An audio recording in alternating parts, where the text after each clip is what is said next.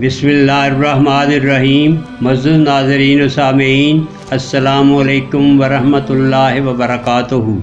मैं हूँ मुनीर हसन, आपका मेज़बान। रमज़ानुल मुबारक कैसे गुजारें की सीरीज़ के साथ हमारा आज का मौजू है रमज़ानुल मुबारक के आखिरी इश्रा के लिए ख़ुसूसी दुआएं। ये दुआएं नबी अकरम सल्लल्लाहु अलैहि वसल्लम का अपनी उम्मत के लिए ख़ास तोहफ़ा है। आखिरी इश्रा में कसरत से तस्बीहात करें, जिनकी तफसील कुछ यूँ है। अल्हम्दुलिल्लाह कसरत से पढ़ें क्योंकि ये बेहतरीन दुआ है। सुन्ने इब्ने माजा नंबर 3800। ला हौला वला कुव्वता इल्ला बिल्लाह ये जन्नत का खजाना है। सही बुखारी हदीस नंबर 6409। सुभान अल्लाहि व बिहम्दिही 100 मरतबा।